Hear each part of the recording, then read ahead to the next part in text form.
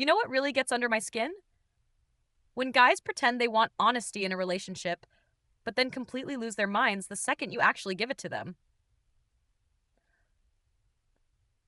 I'm Naomi.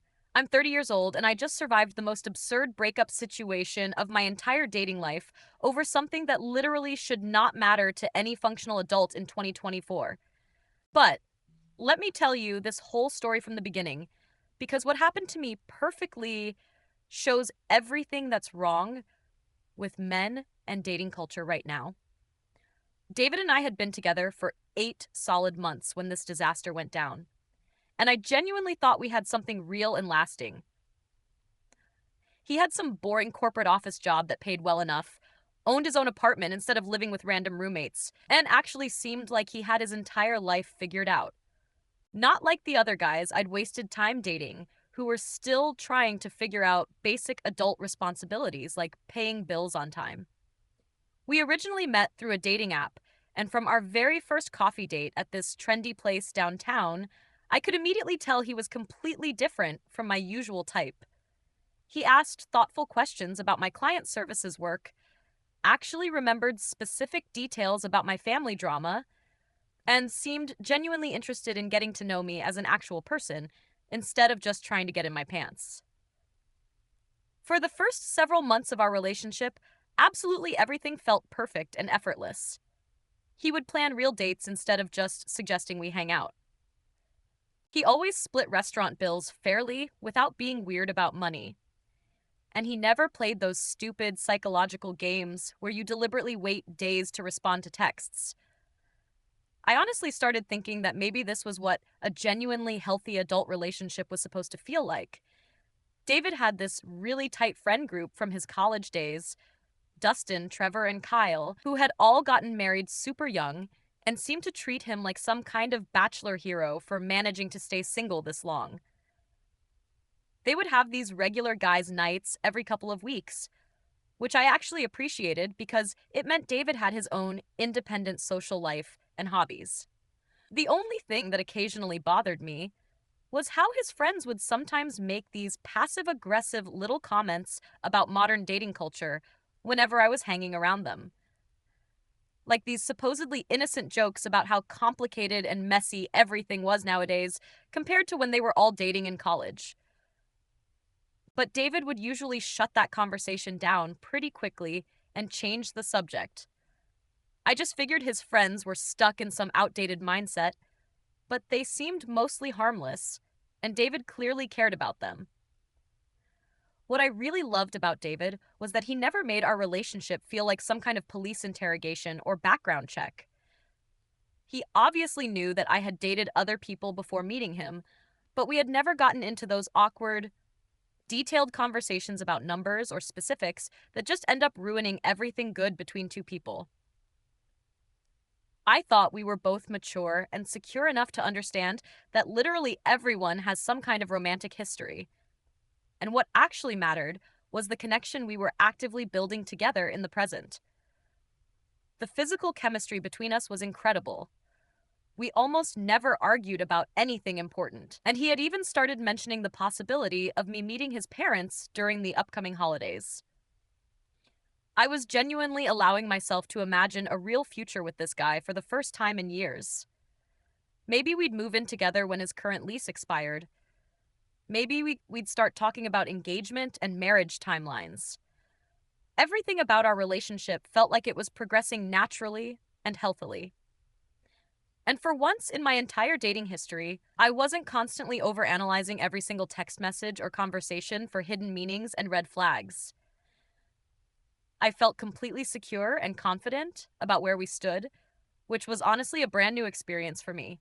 Looking back now, I should have known that feeling of security was way too good to actually last.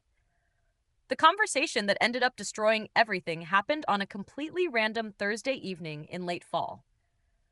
We were just relaxing at David's apartment after ordering Thai food delivery, sprawled across his comfortable couch, watching some trashy reality dating show where contestants were sharing way too much information about their past relationships on national television. David made some offhand comment about how he couldn't understand why people would voluntarily air their most personal business for millions of strangers to judge. And I casually said something about how different people have different comfort levels when it comes to privacy and sharing personal information. That's when David brought up how his friend Dustin had been constantly complaining about dating apps lately, claiming that the entire modern dating culture was fundamentally broken because people allegedly didn't take commitment and relationships seriously anymore like previous generations did. I couldn't help but roll my eyes dramatically and said that was such a predictably typical guy response, automatically blaming dating apps and modern culture instead of taking a hard look at their own problematic attitudes and behaviors around dating.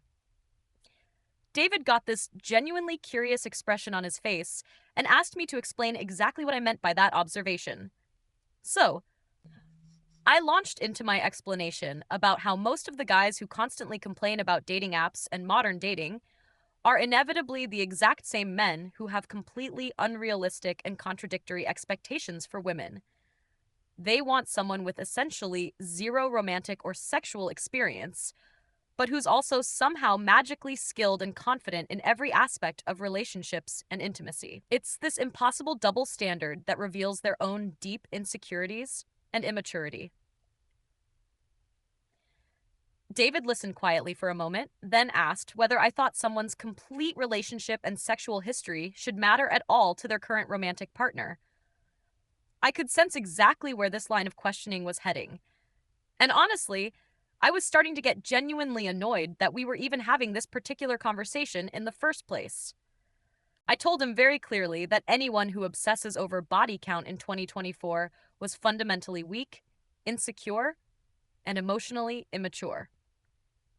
I explained that it's completely normal and healthy for functioning adults to have accumulated some relationship and sexual experience over the course of their lives, and that judging someone based entirely on their past decisions was just a pathetic way for threatened, insecure people to feel temporarily superior and in control.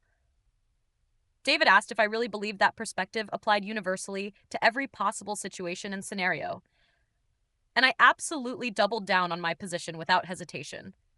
I said that any man who genuinely couldn't handle the fact that his girlfriend had a romantic and sexual past was probably terrible in bed himself and desperately afraid of being compared to someone who actually knew what they were doing. I was getting increasingly heated and passionate about this topic because the whole conversation felt so regressive, outdated, and fundamentally stupid to me. David kept asking these hypothetical questions about various different scenarios and situations, and I kept patiently explaining why the actual specific number was completely irrelevant to building a healthy relationship. I told him that strong, lasting relationships are built on the genuine emotional and intellectual connection between two people in the present moment, not some arbitrary numerical tally from experiences that happened before they even knew each other existed. Throughout this entire discussion, David just sat there quietly listening with this completely unreadable expression on his face that I couldn't interpret at all. Finally, after what felt like forever, he looked directly at me and asked very specifically how many people I had actually been intimate with throughout my life. My stomach immediately dropped to the floor because I suddenly realized this wasn't some abstract, theoretical discussion anymore. He was asking about me personally and specifically. I should have lied right in that moment. That's the thought that absolutely haunts me now whenever I think back to that night. I should have just said some low conservative number that wouldn't freak him out and completely avoided this entire nightmare situation. But in that specific moment, I was so completely convinced that I was absolutely right about this issue and that my perspective was obviously correct and mature that I decided complete honesty and transparency was definitely the right approach. I told David that I had been intimate with 17 different people throughout my entire life.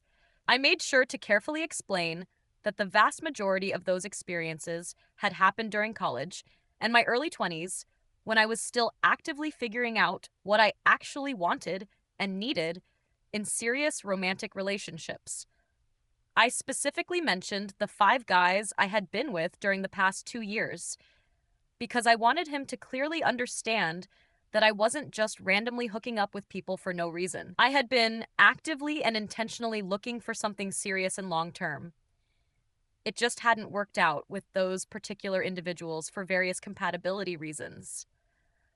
I told him detailed stories about how dating several different types of men with different personalities and backgrounds had taught me valuable lessons about what I absolutely did not want in a life partner, which made me appreciate and recognize what David and I had built together even more deeply. I explained how each of those past relationships had been a genuine learning experience that helped me develop better judgment and recognize real compatibility and emotional connection when I actually found it. Throughout my entire explanation, David just sat there nodding slowly and thoughtfully, but I could definitely see something subtle but significant shifting in his facial expression and body language. When I finally finished explaining everything in detail, he was completely silent for what felt like an absolutely eternal amount of time. Then he said very quietly that he needed some time and space to process and think through everything I had just shared with him. Not necessarily about our relationship specifically, but just to work through his own emotional reactions to this new information. I told him I completely understood that it might be initially surprising to hear specific details and numbers, but that none of this information changed anything fundamental about us as a couple, or how I felt about him personally and our future together. He said he knew that intellectually and logically, but that he needed some space to handle and process it on an emotional level.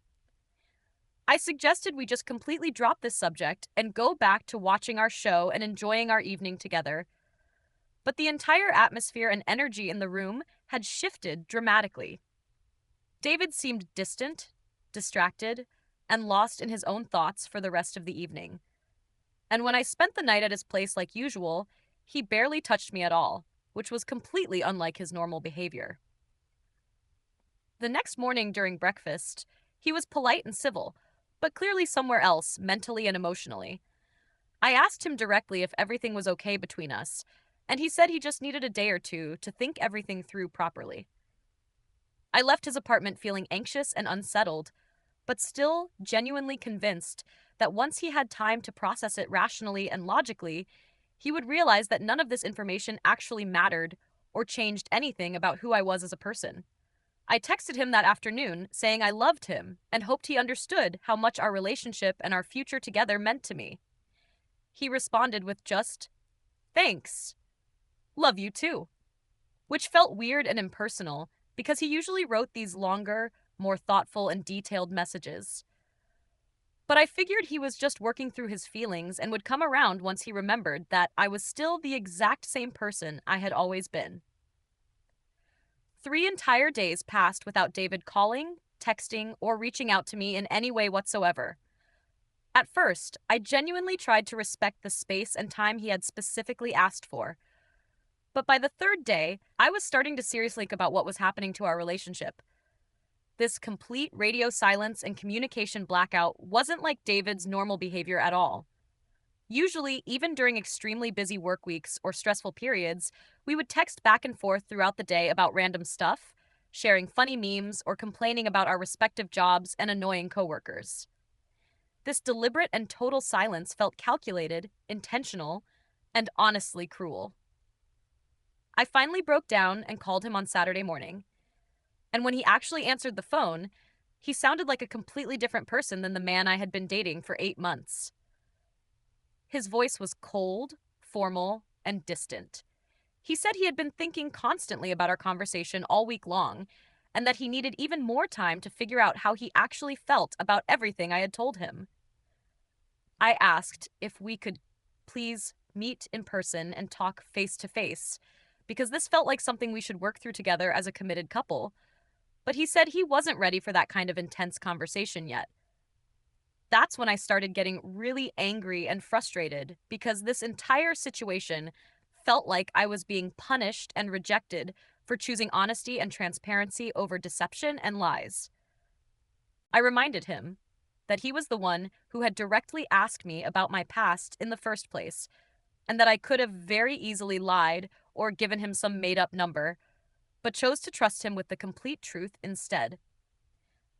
He said he genuinely appreciated my honesty and transparency, but that didn't make the information any easier for him to handle and process emotionally. I asked him what exactly he was handling and processing, since literally nothing about me as a person, my character, or my feelings for him had actually changed from Tuesday night to Wednesday morning.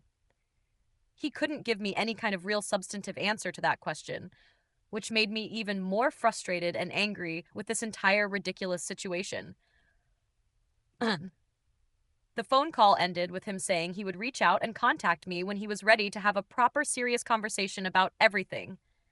One full week passed without any communication. Then another complete week of total silence.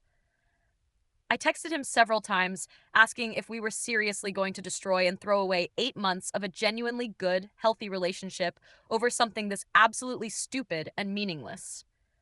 But his responses were always extremely short, vague, and non-committal. I could see on his social media accounts that he was hanging out with his friend group, posting pictures from their usual restaurants and bars, acting like everything in his life was completely normal and fine. Meanwhile, I was literally losing my mind trying to figure out what was actually happening to us and our future together. I called him one more time, and it went straight to voicemail without ringing. When he finally called me back 2 full days later, his voice had that same cold, distant tone that I was starting to hate. He said he had been talking extensively to people he trusted and thinking seriously about what he wanted and needed in a long term relationship and potential marriage partner, and that he had come to the conclusion that we weren't actually compatible for the future he envisioned. I asked him directly if this entire breakup was really all about the number I had told him. And he said it was about having fundamentally different values and expectations around relationships and commitment. I told him that was the most ridiculous and immature thing I had ever heard in my life, that he was throwing away something real and meaningful and beautiful because of his own personal insecurities and hangups. He said maybe I was completely right about that assessment, but that he couldn't just magically change how he felt about the situation and the information I had shared. The actual breakup phone call was absolutely devastating and heartbreaking. But what happened in the weeks and months afterward was somehow so much worse than I could have ever imagined or prepared for. David told me he thought we should take a break to figure things out, which I immediately recognized as just a polite, cowardly way of saying that everything was permanently over between us without having to actually say those words directly. I was deeply hurt and angry, but part of me still held on to hope that he would eventually come to his senses and realize how completely stupid and immature this entire situation was. About 2 weeks after our final conversation, I was doing routine shopping at Target when I literally ran into Trevor, one of David's longtime college friends. I thought maybe this chance encounter was actually a perfect opportunity to get some insight into what David was really thinking and feeling. So, I walked over and started a friendly conversation with him. The interaction began normally enough. He asked how I was doing with everything, and I said I was managing fine, but that David and I were working through some challenging relationship issues. That's when Trevor got this weird knowing smirk on his face and said, "Yeah, David told all of us exactly what happened between you two." My stomach immediately dropped to the floor, and I felt like I might actually throw up right there in the middle of Target. I asked him what he meant by that comment, and Trevor explained that David had shared our entire situation with their complete friend group in explicit detail. He said that all of them had agreed that David had dodged a major bullet and that he was smart and wise to end things before our relationship got any more serious or committed. I felt completely mortified, violated, and humiliated. The idea that these grown men had been sitting around like gossipy teenagers, discussing my most private personal information and passing judgment on my character made me physically sick to my stomach. I asked Trevor what exactly David had told them about our private, intimate conversation. And he said enough detailed information for all of them to understand why David wasn't comfortable continuing our relationship into the future. He actually laughed out loud when he said it, like my pain and humiliation was some kind of entertaining joke to him. I wanted to defend myself and explain that their entire perspective was outdated, sexist, and completely wrong. But I could tell that Trevor had already made up his mind about what kind of person I was, and nothing I said would change that. He made some comment about how girls like me always try to act like the past doesn't matter and that consequences don't exist, but that guys aren't stupid enough to fall for that manipulation anymore. The entire conversation lasted maybe 5 minutes, but it completely destroyed any remaining hope I had of working things out with David and salvaging our relationship. I realized that not only had David rejected and abandoned me, but he had also deliberately humiliated me by sharing the most intimate, private details of our relationship with his judgmental, gossipy friends, who clearly had their own issues with women. When I got home that afternoon, I immediately called David and confronted him about what Trevor had told me at Target. David didn't even attempt to deny that he had told his friends everything about our private conversation, but he claimed he had needed advice and guidance from people who knew him well and genuinely cared about his happiness and future. I told him that sharing my personal private information with his friends without my consent was a serious violation of trust and basic human decency, and that his friends were clearly just validating and reinforcing his own prejudices and insecurities instead of giving him real honest advice about relationships. He said his friends genuinely cared about his well being and wanted to make sure he made smart decisions about his romantic future and potential marriage.